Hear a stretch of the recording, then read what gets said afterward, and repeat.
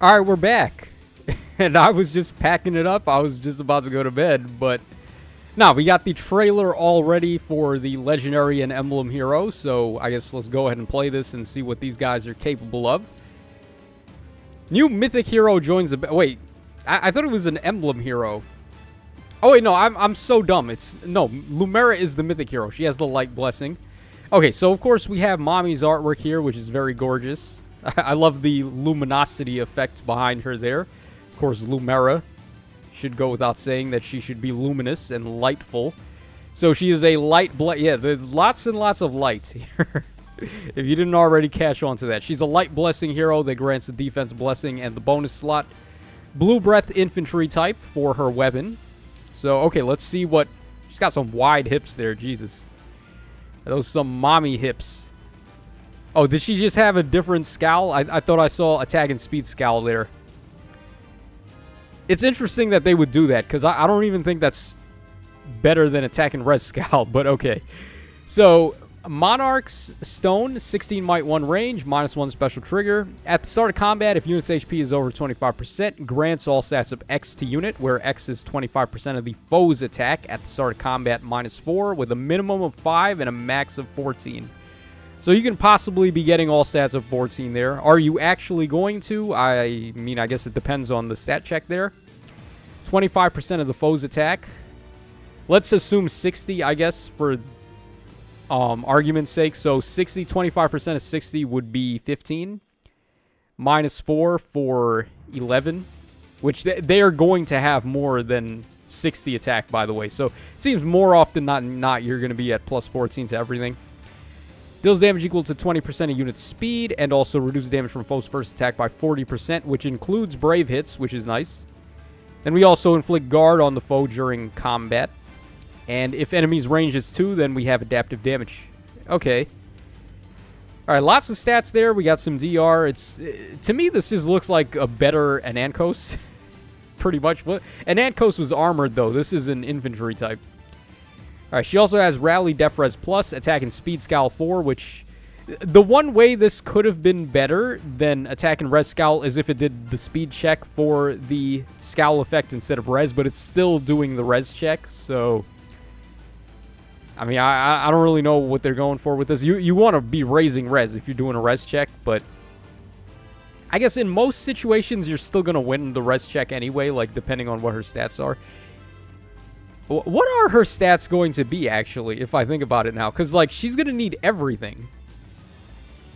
Because if she's attack and speed, then she's also going to need defense and res if she's going to be a tank. So, like, what is her dump stat going to be? HP? Kind of weird way to build a unit. And then we have attack and speed ruse 4, basically another version of Schism there. Speed and defense was on Heather, and now we have attack and speed ruse 4. And a unique C skill, Dragon Monarch. Okay, I did not mean to do that. Okay. After unit acts, if Kanto triggers after Kanto, applies Dragon Vein Stone to spaces within 5 rows and 5 columns centered on unit for 1 turn. Grants all stats of 4 to allies within 5 rows and 5 columns centered on unit, and neutralizes effects that inflict guard on those allies during combat. Wait, hold on. I'm going to have to read that back. If there is an ally within 5 rows and 5 columns centered on unit, grants all stats of 4 to unit, reduces damage from foes' attacks by 30%, excluding AoEs, and neutralizes effects that inflict guard on unit during combat. So, hold on. After she acts, she does Divine Vein Stone to spaces within 5 rows and 5 columns centered on her. That is insane, man. 5 rows and 5 columns, you get Divine Vein Stone. Corrin does it in 2 spaces of her. This is damn near the entire map. Like, what in the hell? Talk about range there on that. Then grants all stats of 4 to allies in 5 rows and 5 columns. That's a very nice support effect. Just Omni Drive in 5 rows and 5 columns. And also nullifies guard on those allies. That's like support tempo, bro. Yeah, no, that's pretty fire. That's pretty good. And then to herself, she gets the same thing, but with also DR. That's a very good C skill. I'm not so sold, though, on like what her stats going to be. Like I said, if she's building for attack and speed, that means her dump stat is going to be really awkward. Like, is she going to have a dump on defense and HP? And then have really good res? And then her derpy-looking dragon form. All right, we just looked at enough derps. We were playing Pal World earlier. Okay, but here is the unit that I'm most interested in. So let's take a look at what Marth is capable of doing. All right, Marth, my boy. Let's see. Sword infantry type, of course. So he grants the new emblem effect. Now, we already checked his stats. We saw them in the Fate channel, but just to reiterate, 41 HP, 61 attack, 47 speed, 33 defense, and 27 res. Okay, he was able to warp there. So, Hero King Sword, 16 bite, 1 range, effective against dragons, -1 special trigger. At the start of combat, if unit's HP is over 25%, grants all stats of X to unit, where X is 20% of unit's speed at the start of combat +5. There's no cap there either, so... Bro, if he's got 60 speed, that's 15 plus 5. That's +20 to all stats. That's quite a lot. Reduce damage from foes' first attack by 40%, and that includes brave attacks. Reduce the percentage of foes' non-special DR effects by half, and unit can make a follow-up attack before foe can counterattack. So he's got cutting DR by half, and then he's got Desperation. You combine him with Legendary Camilla, then he gets 75% DR with Desperation built in. Yeah, he's pretty good. This is a pretty nice weapon here. Okay, Lodestar Rush, 2-hit special. Boosts damage by 40% of speed. Neutralizes guard on unit. Inbuilt tempo. That's really strong. With his Desperation, and then he has -1 special trigger. That's very good. If unit special is ready or has triggered during this combat, Potent Follow X% has triggered. I don't even know what that is. And X is greater than or equal, or less than or equal to 99%, then X equals 100. Wait, what? And X is less than or equal to 99, then X is 100? That doesn't even make sense. If units or foes special is ready or triggered before or during this combat, reduce damage from foes' next attack by 40% once per combat, excluding AoEs. So what is this? Potent Follow X% triggers an additional follow-up attack immediately after unit's standard follow-up attack. I'm sorry, what? And deals damage equal to X% of unit's normal attack damage. If unit cannot make a follow-up attack, this effect triggers when the standard follow-up would occur. This effect is treated like a follow-up attack, so effects like reduce damage by X% still apply. But this effect is not affected by effects that prevent follow-ups or attacks twice effects. Only highest value does not stack. We don't have a way to prevent attacks twice yet. The fact that they worded this here means that we're about to get anti-brave effects now. Because otherwise there would be no reason to put this wording here.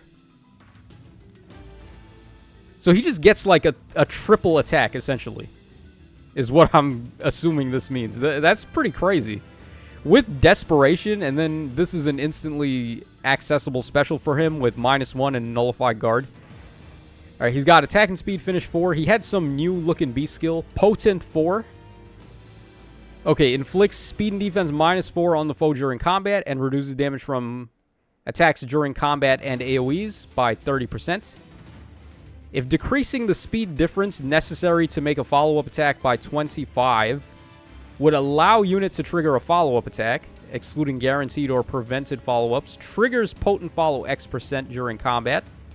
If unit cannot perform follow-up and attacks twice, X is 80, otherwise X is 40. Okay, bro, this is like so much math for no goddamn reason. So we need to know this. We need to know his beast skill to figure out the rest of the portion of his weapon, basically. This is too much. Like, do we need this game to be this complicated? Alright, and then we read this already, Potent Follow. So he has it on his weapon, and then he has it here. Is what I'm getting at. He triggers Potent Follow, and then he automatically gives... So he makes better use of his beast skill than anyone else, is what I'm getting at. Because if his X%, the calculation for X on his weapon, it said if it's below or equal to 99, then it's automatically X is 100. No other unit has that wording in their weapon. So, like, he is going to make the best use of Potent 4 from what I can gather here. All right, then we have Infantry No Follow 4, which we already recently got on somebody. I think it was New Year Kvaser. And then Emblem Effect. So he's able to give this Emblem Effect in your barracks. Like, you can use it as a pair-up, kind of. Except, it's more like an equipment, if that makes any sense. Like, you get the Emblem Ring when you summon this guy, and then you can equip it to one of your characters in your box. So, his Emblem Effect, Enhanced Engage Special, -1 special trigger, max cooldown cannot be reduced below 1. This should stack with a weapon that has -1. So you could essentially just get like -2 to any special, as long as it doesn't go below 0 or go below 1. And then if unit triggers the unit attacks twice effect, reduces special damage by 8.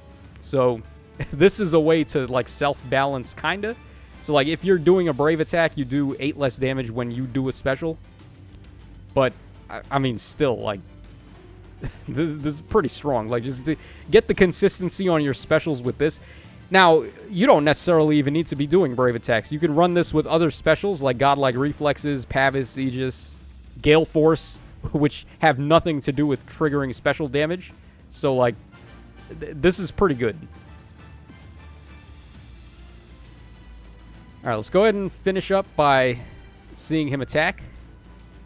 Ninja Zelgius, if he beats Ninja Zelgius, that's kind of nuts. Right, because, like, Ninja Zelgius is one of the best blue units in the game. We're talking about red versus blue here, and he actually does beat Zelgius. That's kind of wild. A red unit just beat Zelgius. Okay. Alright, and here they're showing off how you can use the engage mechanic. So, we saw this in the Fake Channel thing already, but when you do it, you can see your special changes, and you can only have one unit equipped with the Emblem Ring at a time per Emblem character. And then here we see Marth's Emblem Ring there taken into account. Alright, yeah, there's going to be some very degenerate combos with that. Like, just getting -1 like that. Oh, boy. Alright, here's the rest of the banner. We already saw this. It was in the Fate channel. But from what I can see here, it looks like blue is actually the best color, followed by red. The reason why I would say blue is in front is because we got Veil, we got Lumera, and then we have Plumeria. All three very good units. Red is pretty good too. Like, Hinoka and Marth are pretty good, but like Ascended Fear, and not so much. Unfortunately. She does have good fodder though. She has Finish 4, and then she also has, what does she have? She had no follow-up. Physical no follow-up, so that's pretty good. Green is pretty good too. We have Sed and Sonya, who are pretty nice, and then Thor is just a mythic hero. If you need to merge her up to score better, then I guess go for it. Colorless, though, is a rip. Ash, Micaiah, and Elamine, yeah, no thank you. So, yeah, I kind of want to summon to get Marth, like, just to mess around with the Emblem Ring mechanic, but I don't necessarily have orbs right now. I kind of want to save up orbs.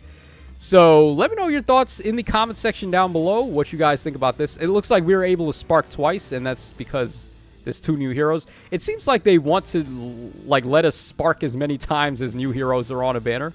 Because on the Christmas banner, we could spark 4 times, but it's only for special occasions that they let us do this. So, like, also the Hero Rises event, we're going to be able to spark 4 times, but usually it's only 1 spark. So, yeah, guys, that is going to wrap us up, and I guess we're getting the data mines tomorrow then, instead of what I thought was going to be the trailer tomorrow. So, take care, fellas, and I will see you guys again when that time comes.